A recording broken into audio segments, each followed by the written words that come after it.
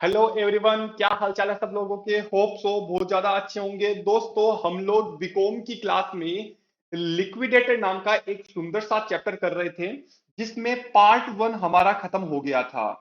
एक लेक्चर मैंने आपको अच्छे से कंप्लीट करवा दिया था। बहुत दिन ब्रेक के बाद हम पढ़ रहे हैं, क्योंकि आपके एग्जाम पोस्टपोन हो गए थे, तो मुझे लगा रिलैक्सेशन मिलना चाहिए। दोस्तों, हम लोगों ने पहली क्लास में ये पढ़ा था। पहली क्लास से पहले अपने काम करते हैं। लिक्विडेशन क्या होता है दोस्तों? जब किसी कंपनी का समापन होता है, जब कंपनी के बिजनेस को हम क्लोज करते हैं, और क्लोज करने में क्या होता है सर, क्लोज जब करते हैं तो हम कंपनी की सारी संपत्तियों को बेच देते हैं।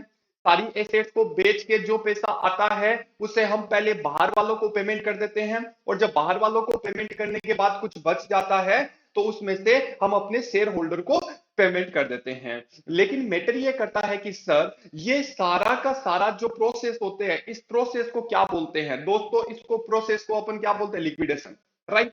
लेकिन बात आती है कि सर एक बात बताओ, जब भी कंपनी का समापन होता है, जब भी कंपनी वाइंडिंग अप में आ जाती है, तो कंपनी को लिक्विडेशन के लिए एक अकाउंट बनाना पड़ता है, और उस अकाउंट को बनाने के लिए एक लिक्विडेटर इंसान का जन्म होता है। लिक्विडेटर कौन होता है? एक इंसान होता है जो जैसे ही ये वाइंडिंग अप का ऑर्डर चालू होता है, उसी दिन से एक इंसान जन्म ले लेता है, जिसका नाम होता है लिक्विडेटर। वो लिक्विडेटर सारे ट्रांजैक्शन का लेखा जोखा रखेगा, कहां कहां से पैसा आया, और उस पैसे में से पेमेंट किस किस को करना है, उसके रिलेटेड एक स्टेटमेंट बनाता है। उसे अपन बोलते हैं लिक्विडेटर फाइनल स्टेटमेंट। तो आज की क्लास का जो मेरा मुद्दा है, वो ये है कि भाई साहब, लिक्विडेटर जो फाइनल स्टेटमेंट तैयार करता है, वो किस तरीके से तैयार करता है, उसकी अकाउंटिंग कैसे करता है, वो हम लोगों को अच्छे से समझना है। आओ दोस्तों, हम लोग अच्छे से चीजों को समझने का प्रयास करते हैं, राइट। दोस्तों, लिखना चालू करेंगे। हम लोग क्या बनाएंगे? हम बनाएंगे liquidator, liquidator final statement, liquidator final statement. ठीक है, चलो यहां से क्वेश्चन बनते हैं, तो यहां से पढ़ना चालू करेंगे। लिक्विडेटर फाइनल स्टेटमेंट हम बनाएंगे दोस्तों। अब बात आती है सर, ये कैसे बनेगा? देखो दोस्तों, दुनिया में सबसे सरल यही है। यहां पे आएगा रिसिप्ट, फिर आएगा दोस्तों अमाउंट, फिर आएगा दोस्तों पेमेंट, और उसके बाद वापस क्या आ जाएगा? अमाउंट आ जाएगा। अब आपको एक दिमाग में फिट करना है, ये हम क्या कर रहे हैं? हम कोई भी कंपनी का समापन कर रहे हैं। तो जब भी कोई कंपनी का समापन किया जाता है, तो कंपनी का जो ये लिक्विडेटर है, लिक्विडेटर कौन होता है? एक इंसान है। लिक्विडेटर क्या करता है? कंपनी की सारी एसेट्स पहले बेचेगा। एक बात बताओ, पहले एसेट्स बेचेगा या पहले पेमेंट करेगा?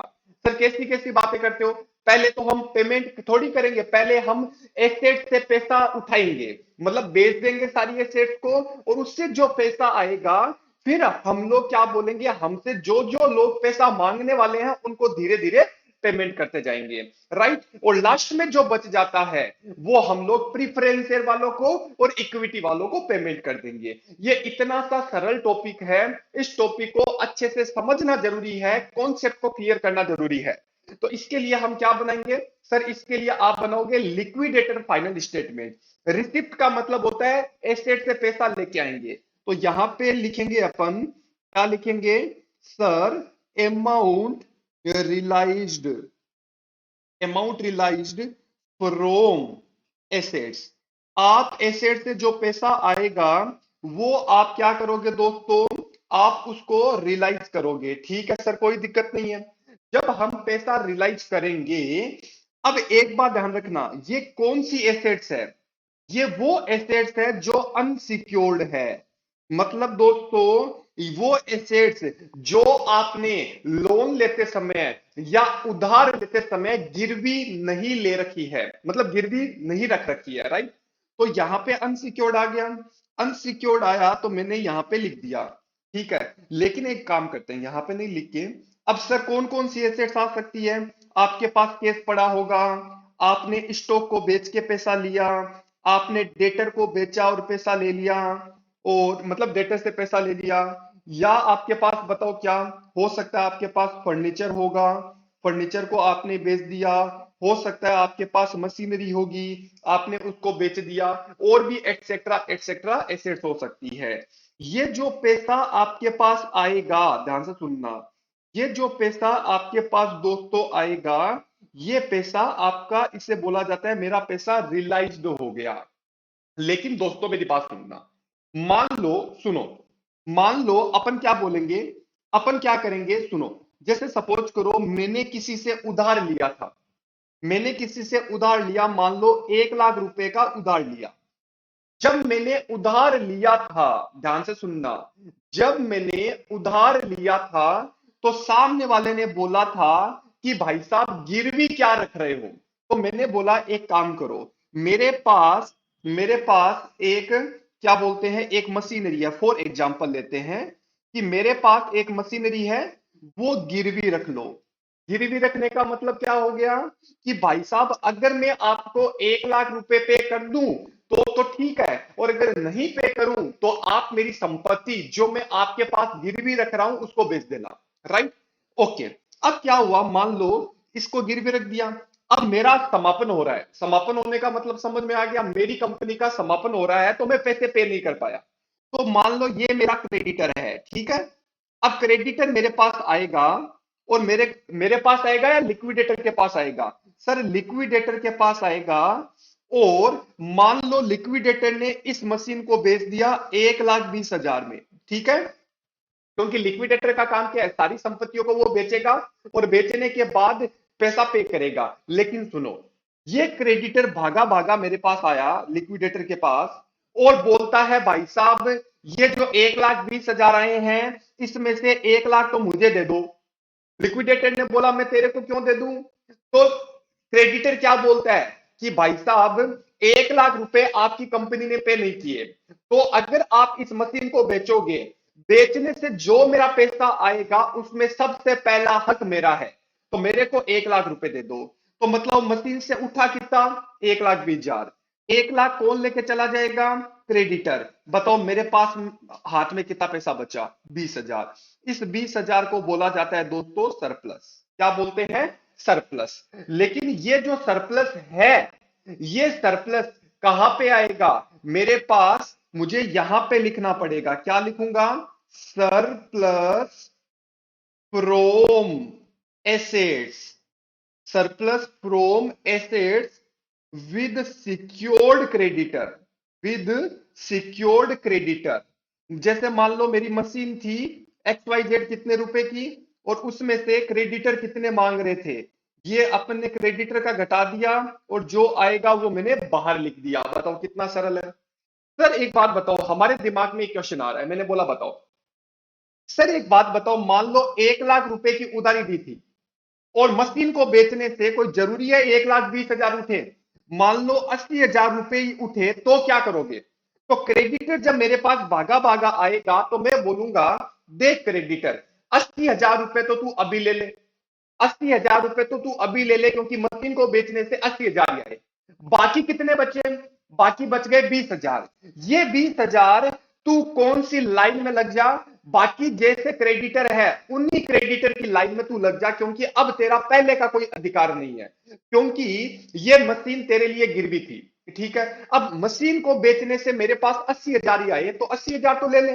अब बाकी कितना बच गया? सर बाकी बच गया 20,000। इस 20,000 को जैसे मैं बाकी क्रेडिटर्स को पे करूंगा वैसे ही मैं तेरे को पे करूंगा, तो तू बाकी क्रेडिटर्स वाली लाइन में लग जा। राइट, तो सुनो मेरी बात, तो सरप्लस आ गया तो इधर आ गया, ठीक है सर कोई दिक्कत नहीं है। तो बताओ ऊपर वाली एसेट और नीचे वाली एसेट में फर्क समझ में आया? सर ऊपर वाली एसेट वो है जो गिरवी नहीं रखी गई है, और नीचे वाली एसेट वो एसेट है जिसको आपने गिरवी रखा था, और गिरवी रखी हुई चीज को अगर बेचेंगे तो पहले क्रेडिटर को पेमेंट कर देंगे, और अगर कुछ बच गया तो उसे बोलेंगे सरप्लस, और सरप्लस को यहां पे लिख देंगे। राइट, और ओके, सारा पैसा आ गया। अब सारा पैसा आने के बाद क्या करोगे? सर सबसे पहले लिक्विडेटर क्या करेगा? अपना पैसा चार्ज करेगा। मतलब लिक्विडेटर खुद का रेम्यूनरेशन कट करेगा। भाई साहब दुनिया गई तेल लेने, पहले मेरे को रेम्यूनरेशन दे दो, मेरे को रेम्यूनरेशन दे दो। ठीक है, पहले अगर सवाल में दे रखा होगा तो रेम्यूनरेशन दे दिया। बाद में लिक्विडेशन करेंगे तो लिक्विडेशन के खर्चे भी आएंगे, तो बाद में ये खर्चे आ गए। ओके, फिर आपका दोस्तों प्रिफरेंशियल प्रिफरेंशियल क्रेडिटर, मतलब दो प्रकार के क्रेडिटर होते हैं, एक तो नॉर्मल क्रेडिटर और एक क्रेडिटर से पहले क्रेडिटर आ जाता है जिनको प्रीफरेंशियल बोलते हैं। एक बात बताओ, अभी मैं क्या कर रहा हूं सर, अभी आप पेमेंट कर रहे हो, किन को पेमेंट कर रहा हूं, जो मेरे से मांगने वाले हैं। तो पहले हम बाहर वालों को पेमेंट करते हैं, बाद में हम घर वालों को पेमेंट करते हैं। तो बाहर वालों को पेमेंट करने से पहले भी पहले लिक्विडेटर खुद का रेम्यूनरेशन कट करेगा, लिक्विडेशन का खर्चा क्या है वो होगा, बाद में preferential creditor. Sir preferential creditor में कौन होते हैं, यहां पे ऊपर स्टार लगा के लिख देता हूं। जैसे सपोज करो, अगर आपका कोई टैक्स बकाया है जो सेंट्रल गवर्नमेंट या स्टेट गवर्नमेंट को पे करना है, तो जिस दिन वाइंडिंग अप का ऑर्डर आया, जिस दिन वाइंडिंग अप का ऑर्डर आया उससे ठीक पहले के 12 महीने का अगर कोई टैक्स बकाया है, तो बाकी लोगों को पे करने से पहले सरकार बोलती है पहले हमें पे करो, तो वो प्रिफरेंशियल क्रेडिटर में आ जाएगा। नंबर दो, छोटे छोटे बच्चे, सर जो डेली की दहाड़ी करते हैं, मान लो आपका वेजेज बाकी है, सैलरी बाकी है, देखो सैलरी एंड वेजेस नहीं बोला, वेजेज एंड सैलरी, जो छोटे छोटे लोग हैं उनको बाकी लोगों से पहले पेमेंट मिलना चाहिए, ठीक है, बेचारे छोटे छोटे आदमी है। या रेंट एंड रेट्स है, तो ये जो खर्चा है, ये खर्चा आपको पहले मिलना चाहिए, लेकिन कितने महीने, 4 महीने मैक्सिमम। मान लो वेजेज आपका 8 महीने का बाकी है, तो क्या 8 महीने का वेजेज आपका प्रीफरेंशियल बन जाएगा क्या, ना बाबा ना। कितने महीने का बनेगा, 4 महीने का मैक्सिमम बनेगा। तो इनको बोला जाता है प्रिफरेंशियल क्रेडिटर। प्रिफरेंशियल क्रेडिटर को पेमेंट करने के बाद आपका आ जाता है दोस्तों डिबेंचर वालों को पे करो। क्या बात है, डिबेंचर्स वालों को पे करो। अच्छा, अगर डिबेंचर का ब्याज भी बाकी है तो डिबेंचर का इंटरेस्ट भी देना पड़ेगा। ओके सर, उसके बाद बताओ कौन आएगा, सर उसके बाद हमारा आ जाएगा अनसिक्योर्ड क्रेडिटर। ध्यान से सुनना, अनसिक्योर्ड क्रेडिटर, ध्यान से सुनो, ये फ्री, बाकी जो क्रेडिटर बन गए ये अनसिक्योर्ड आ जाएंगे, अदर क्रेडिटर्स इसको बोल सकते हो, राइट सर। ओके, कोई दिक्कत वाली बात नहीं है। उसके बाद अगर पैसा बच गया, अगर उसके बाद पैसा बच गया तो प्रीफरेंस शेयर वालों को पेमेंट कर दोगे, और उसके बाद भी अगर पैसा बच गया तो हम इक्विटी शेयर वालों को पेमेंट कर देंगे, राइट। क्या बात है सर, हमें पैटर्न समझ में आ गया, हमें रटने की जरूरत नहीं है, नॉर्मल बता रहा हूं, बाकी तो मैं जब क्वेश्चन कराऊंगा तब डील कराऊंगा, लेकिन इतना सरल सा कॉन्सेप्ट जो है उतना तो याद करो। पहले लिक्विडेटर खुद का रेम्यूनरेशन कट करेगा, बाद में लिक्विडेशन का खर्चा आ जाएगा, प्रिफरेंशियल क्रेडिटर आ जाएंगे, डिबेंचर को पेमेंट कर दो, डिबेंचर का इंटरेस्ट अगर है तो पे कर दो, अंश बाकी जो क्रेडिटर्स बच गए उनको अब पेमेंट करेंगे, प्रीफरेंस शेयर वाले अगर पैसे बच गए तो प्रीफरेंस शेयर वालों को पेमेंट कर दो, और लास्ट लास्ट बताओ कौन बचेगा, इक्विटी शेयर वाले बचेंगे, उनको अगर बच गया पैसा तो पेमेंट कर दो, नहीं तो जयराम जी की। क्लियर है, होप सो आपने नोट डाउन कर लिया है, क्लियर है। चलो भाई, आओ एक एग्जांपल के साथ डील करते हैं दोस्तों। एग्जाम में कैसे क्वेश्चन आते हैं, एग्जांपल नंबर 7 आ जाओ। एग्जांपल नंबर 7, नई बुक के अकॉर्डिंग पेज नंबर 1.25। चलो जी, डन, ओके सर। देखो, mega limited went into liquidation on 31 March 2020, चलो लिक्विडेशन में चली गई। The balance sheet in the books on that day was as follow, क्या क्या दे रखा है आपको, दे रखा है शेयर कैपिटल की 6260 इक्विटी शेयर है 10 रुपए के, पीएनएल नेगेटिव में चल रहा है, अरे भाई साहब नेगेटिव में चल रहा है तभी तो ये नौबत आ गई कि कंपनी को बंद करना है, राइट। ओके, बाद में बैंक ओवरड्राफ्ट कितना है, 500 रुपए। ओके, ट्रेड क्रेडिटर 30,000 के, तो ट्रेड क्रेडिटर एक है, बाकी क्रेडिटर्स और है जो लीज होल्ड प्रॉपर्टी के अगेंस्ट में गिरवी है।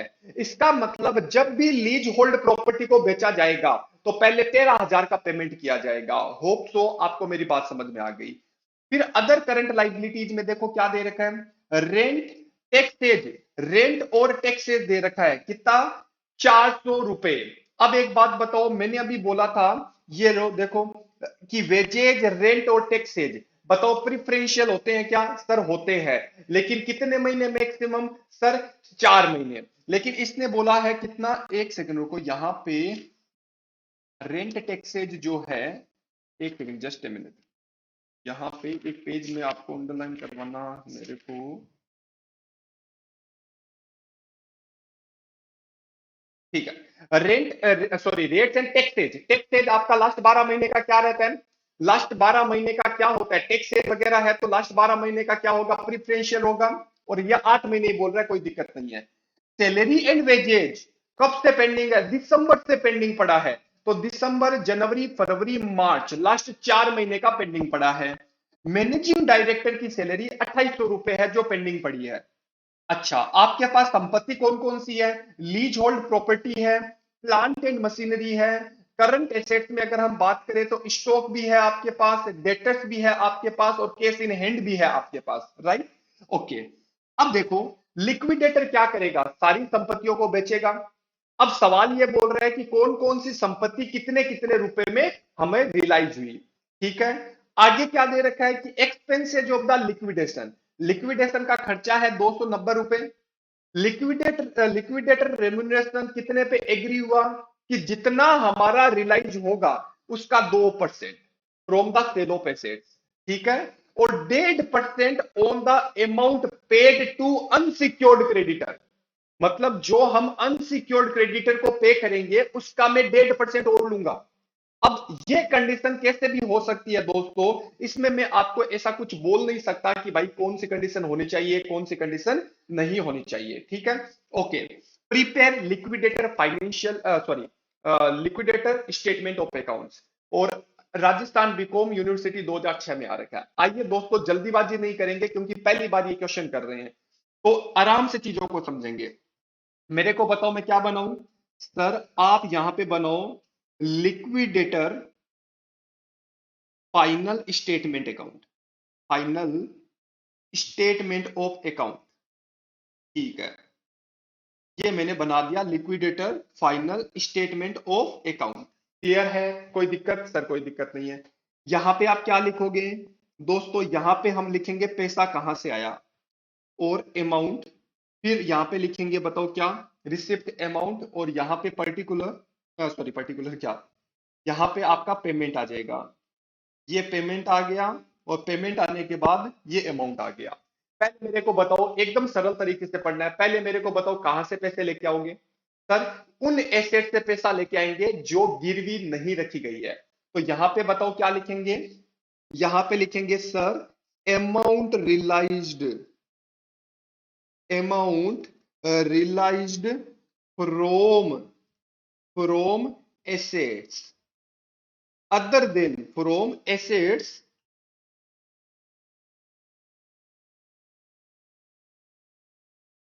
from assets other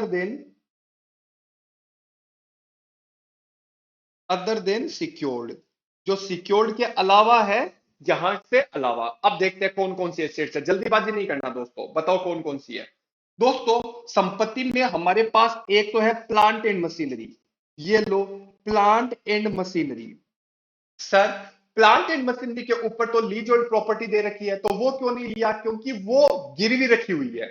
plant and machinery 18,300 की है, लेकिन पैसे उठे कितने, सर ये अपने आए 12,900 जो कि दे रखा है।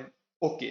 इसके अलावा सर हमारे पास स्टॉक है, स्टॉक से कितना पैसा मिला, नीचे देखो 14,500 रुपए रिलीज सॉरी रियलाइज हुआ।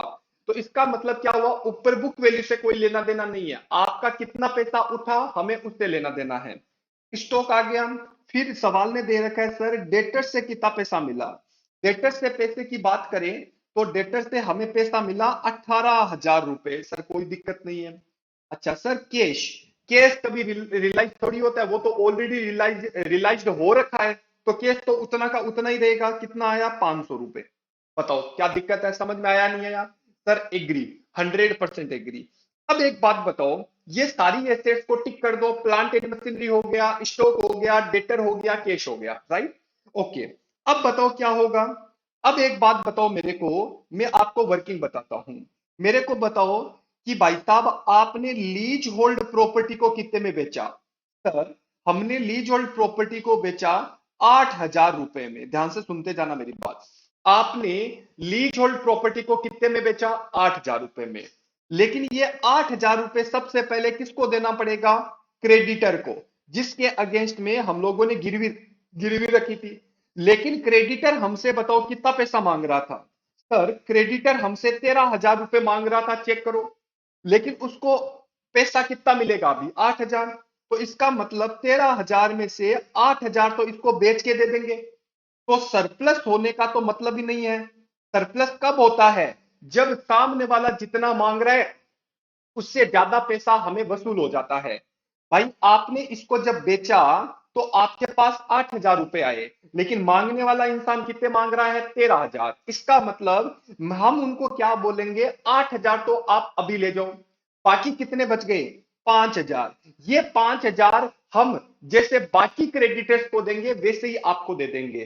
तो मेरे को बताओ क्या सरप्लस हुआ या नहीं हुआ। सर सरप्लस कहां हुआ, सरप्लस तब होता जब 13,000 से ज्यादा वसूल होता।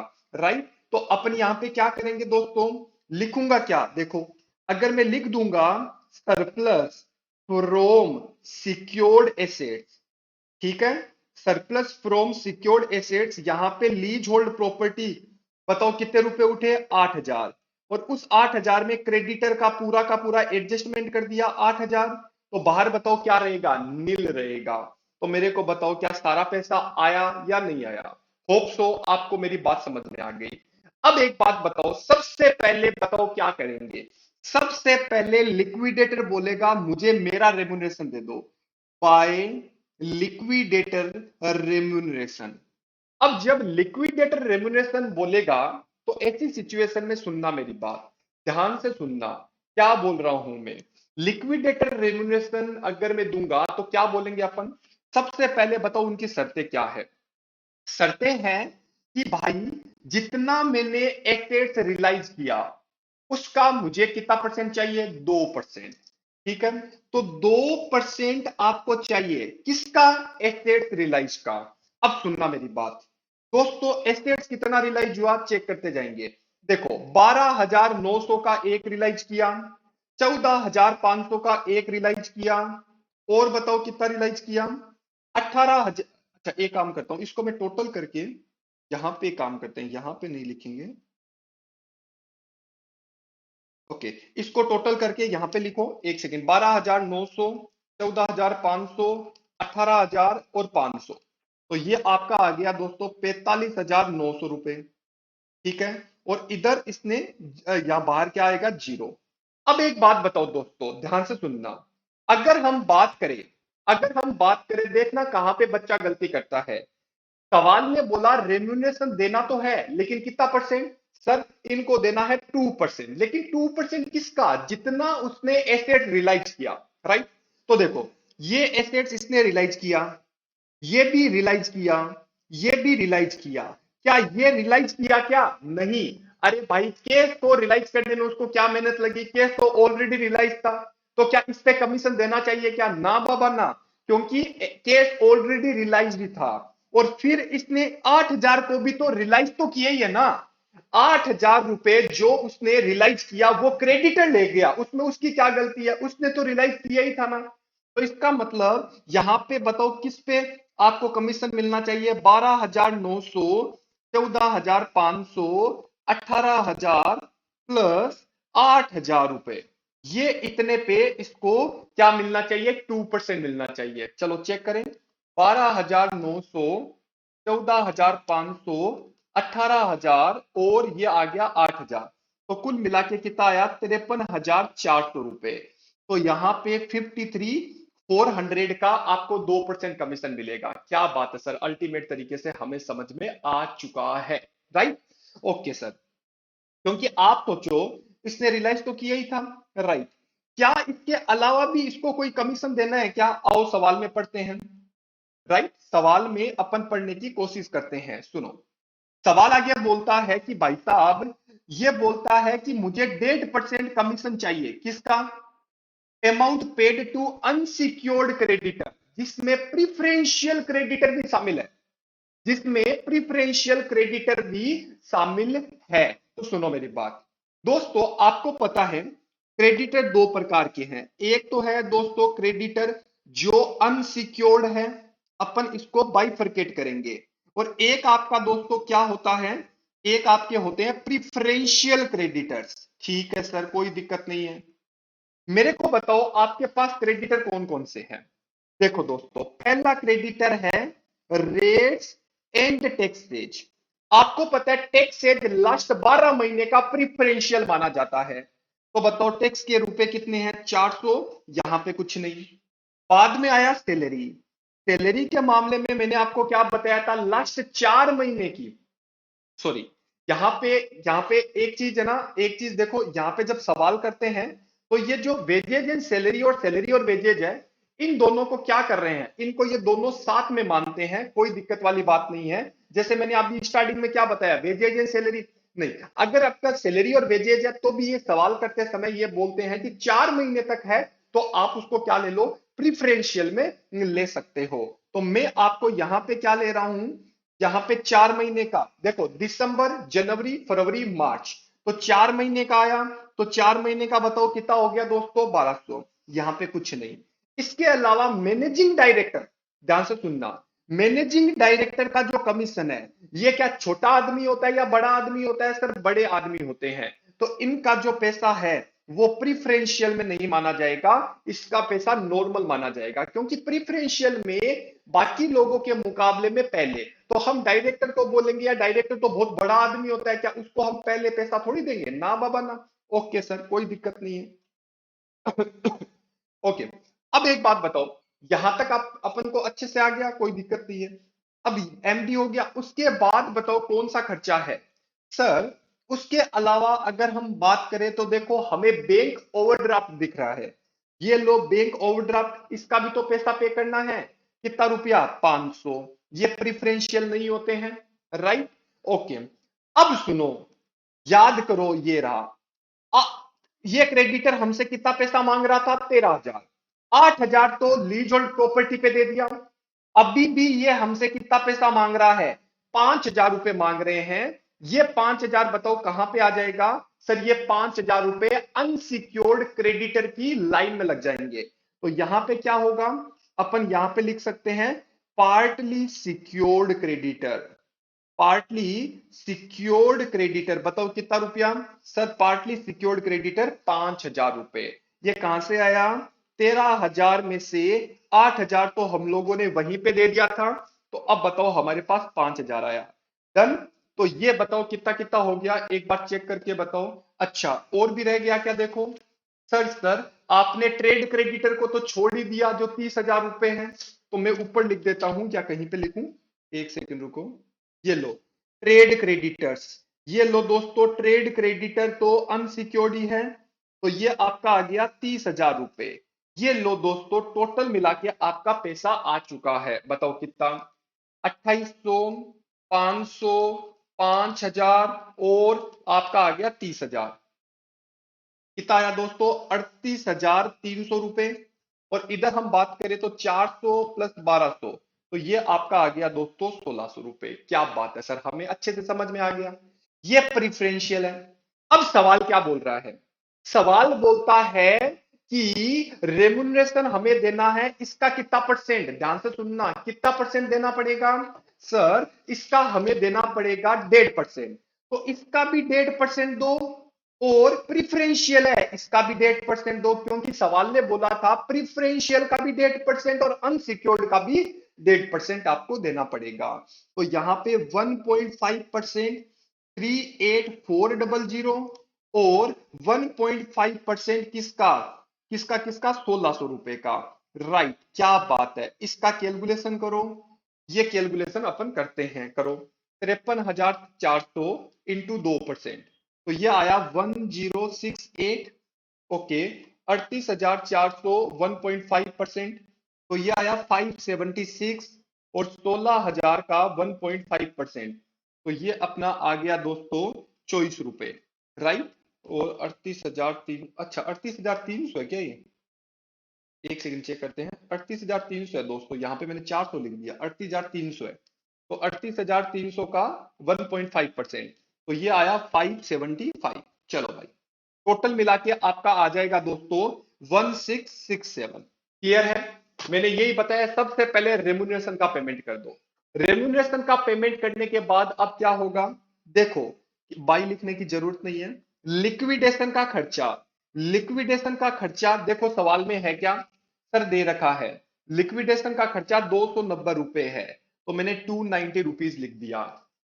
अब बताओ क्या होगा, सर अब हमारा होगा प्रीफरेंशियल क्रेडिटर को पेमेंट कर दो। बताओ अभी अपन लोगों ने क्या वर्किंग नोट बनाया या नहीं बनाया, सर बनाया, कितना रुपया, 1600 रुपए। ये 1600 रुपए हमें पेमेंट करना पड़ेगा, ये लो भाई साहब वर्किंग नोट में। फिर आपका बताओ क्या आता है, सर इसके बाद हमारा आता है डिबेंचर्स। बताओ सवाल में डिबेंचर्स है क्या, सर हमें तो सवाल में कहीं डिबेंचर्स नजर नहीं आ रहे, तो डिबेंचर को पेमेंट नहीं होगा। सर डिबेंचर को पेमेंट होने के बाद प्रीफरेंशियल, क्या एक बात बताओ, डिबेंचर से डिबेंचर को पेमेंट किया, डिबेंचर के बाद क्या आता है, अनसिक्योर्ड क्रेडिटर्स। देखो, अनसिक्योर्ड क्रेडिटर को पैसा देना है, अनसिक्योर्ड क्रेडिटर को पेमेंट करना है।